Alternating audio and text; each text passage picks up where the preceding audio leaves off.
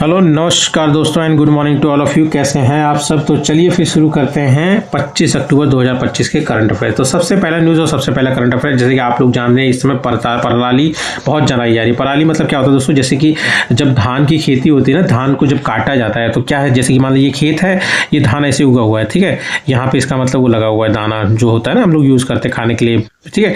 तो यहाँ तक इतना ही काट लेते हैं, तो ये जो बचा हुआ पार्ट है ना, इसको जला देते हैं। एक्चुअली क्या है, बाकी जब सब जो प्रोसेस है ना वो थोड़ा निपोरा टाइप का लगता है, मतलब उसमें टाइम कंज्यूमिंग है, कौन इतना करेगा, ठीक है। तो इसलिए एक बार जलाओ खत्म हो जाता है। पर इससे क्या है, सॉइल को नुकसान होता है, मॉइस्चर एक तो एक्स्ट्रा निकाल ली जाती है, मतलब इंपॉर्टेंट न्यूट्रिएंट्स खत्म हो जाते हैं, तो बहुत नुकसान भी है। पर ठीक है, ये चलता है। पर इससे सबसे ज़्यादा दिक्कत क्या होती है, पॉल्यूशन ज़्यादा होता है, ठीक है। हम लोग को ये जानना जरूरी है कि स्टबल बर्निंग के कारण क्या होता है। एक तो सॉइल डिग्रेडेशन जो मैंने आपको बताया, उसके बाद एयर पॉल्यूशन होता है, उसके बाद ग्रीन हाउस इमिशन भी होता है, ठीक है। उसके बाद आप जान लीजिए इसके लिए मतलब सेटेलाइट के द्वारा मतलब कैसे इसको डिटेक्ट किया जाता है। तो इसको डिटेक्ट किया जाता है दोस्तों टेम्परेचर सेंसिंग से, मतलब जहाँ पे टेम्परेचर वेरिएंस होगा तो उस हिसाब से इसको सेंस किया जाता है सेटेलाइट। जैसे मोदीस हो गया, नासा का वीरस हो गया, visible infrared imaging radiometer COT, ये इसके द्वारा नंबर। पर क्या है ना दोस्तों, अगर मान लीजिए बादल छा गया है ना, और मान लीजिए रात का समय है, डस्टी है या फिर कुछ है, तो मतलब तब कैसे नापेगा ये, है ना। तो यही सब कुछ दिक्कतें हैं, ठीक है।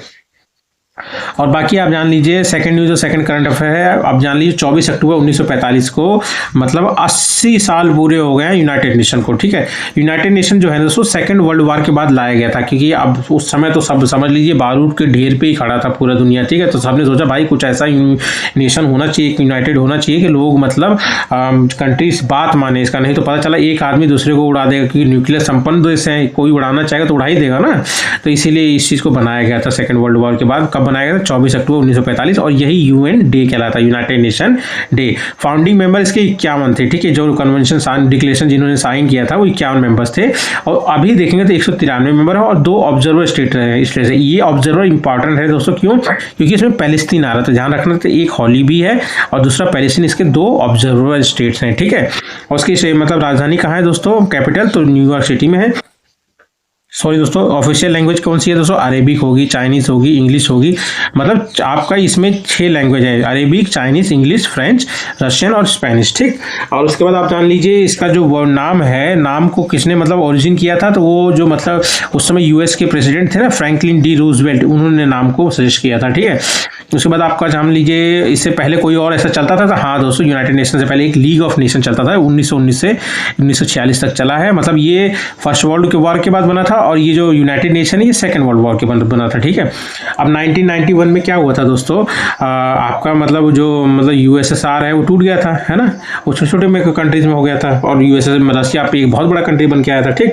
अब इसके मेन ऑर्गन देखेंगे तो 6 हैं दोस्तों। 6 में एक जो है ना अब एक्टिव नहीं है, पहले था वो, मतलब 1948 तक ट्रस्टीशिप जो है काउंसिल है ये एक्टिव नहीं है वो तब से, ठीक है, 1948 से।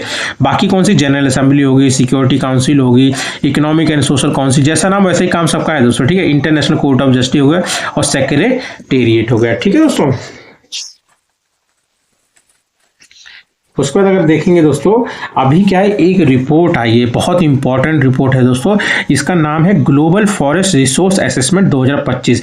ये इंपॉर्टेंट इसलिए कि दोस्तों क्योंकि ये हर 5 साल में एक ही बार आता है। और कौन रिलीज करता है दोस्तों? तो इसको करता है फूड एंड एग्रीकल्चर ऑर्गेनाइजेशन, ठीक है।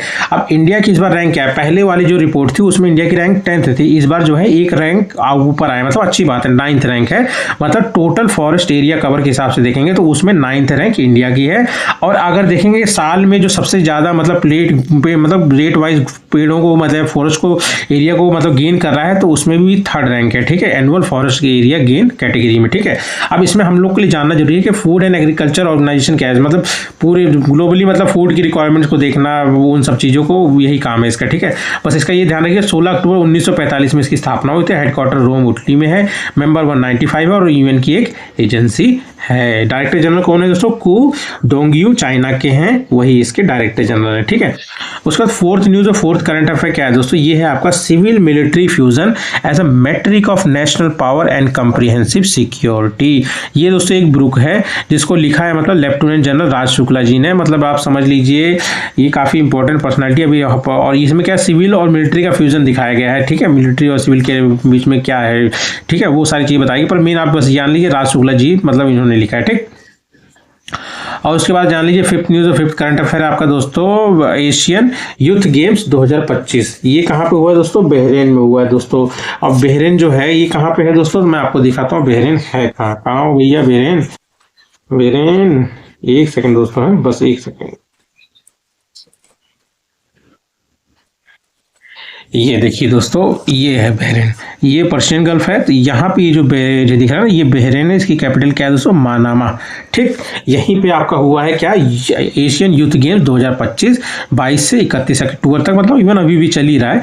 थर्ड एडिशन हुआ है और इसको करवा कौन रहा है दोस्तों, इसको करवा रहा है ओलंपिक काउंसिल ऑफ एशिया। मतलब इसकी रिस्पॉन्सिबिलिटी है पूरे एशिया में, मतलब जो गेम्स कराए जाते हैं ना उसकी रिस्पॉन्सिबिलिटी इसी के ऊपर है। इसका हेडक्वार्टर कुवैत में है और प्रेसिडेंट इसके कौन है, रणधीर सिंह जी है। ठीक है,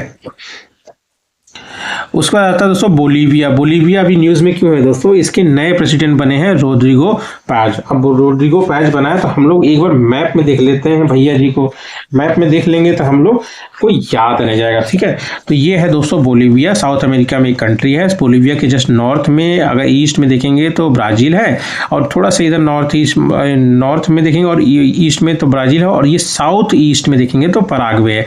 मतलब एक कंट्री ये होगी, दो ये होगी, तीसरी आपका ये हो गया अर्जेंटीना, चौथा आपका हो गया चाइल, पांचवा हो गया आपका ये आपका पेरू हो गया। ठीक है, 5 कंट्री से ये घिरा हुआ, मतलब एक तरह से लैंड लॉक्ड है।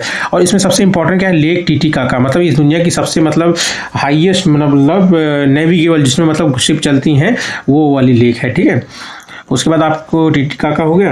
हाँ दोस्तों, ये बोलो इसकी कैपिटल क्या है, लापाज। लापाज क्या है दोस्तों ना, ये इसका जो है मतलब एडमिनिस्ट्रेटिव कैपिटल है। सुक्रे जो है इसका कॉन्स्टिट्यूशनल है। ठीक है, उसके बाद 7th न्यूज़ और 7th करंट अफेयर क्या है दोस्तों, ये है आपका फीफा वर्ल्ड कप 2025 अंडर 19 वाला दोस्तों। ठीक है, इसमें क्या है, अभी क्या है कि इसके विनर की मतलब विनर आ गया है। विनर कौन है, मोरक्को है। रनर अप कौन है, अर्जेंटीना, वही जो मैंने आपको दिखाया अभी।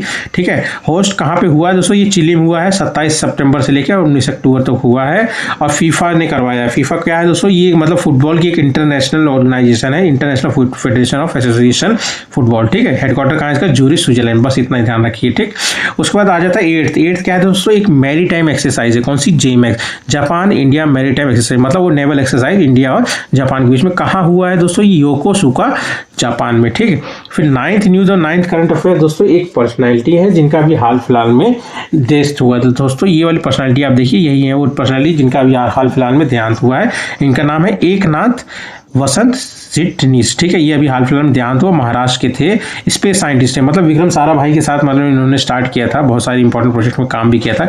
1985 में इनको पद्म भूषण, ऐसे क्वेश्चन पूछ लेते हैं दोस्तों कि नहीं मतलब ये पर्सनैलिटी है, इनको पद्म भूषण 1985 में मिला था, और ये स्पेस साइंटिस्ट है, बताइए इनका नाम क्या है। ठीक है, फिर 10th न्यूज़ और 10th करंट अफेयर क्या है दोस्तों, पेरू। पेरू क्या है, ये भी साउथ अमेरिका की ही मतलब साउथ अमेरिका की ही एक कंट्री है। तो अगर आप ध्यान से देखेंगे दोस्तों तो आपका पेरू ये सबसे सारे में ये रहा। ठीक है, पेरू की इस तरफ तो आपका पैसिफिक ओशन हो गया, ऊपर नॉर्थ में इक्वेडर हो गया, इसके बाद ये कोलंबिया भी टच कर रहा है, ब्राज़ील भी टच कर रहा है, उसके बाद बोलीविया भी टच कर रहा है, चिली। 1 2 3 4 5 कंट्रीज को टच कर रहे हैं और बाकी 10 पैसिफिक ओशन है। इसकी कैपिटल क्या है, लीमा है। एक्चुअली क्या है, इसमें दोस्तों थोड़ा विवाद चल रहा है, मतलब इमरजेंसी चल रहा है, मतलब वायलेंस चल रहा है बहुत ज़्यादा। उसी को रोकने के लिए 30 डेज की स्टेट मतलब इमरजेंसी किसने लगाया, प्रेसिडेंट ने लगाया, जॉर्ज चेरी जी ने लगाया। ठीक है, और कैपिटल क्या है इसकी, लीमा है। ठीक है दोस्तों, यही थे आज के करंट अफेयर। तो मिलते कल, वीडियो अच्छा लगे प्लीज़ सब्सक्राइब करें। Thank you.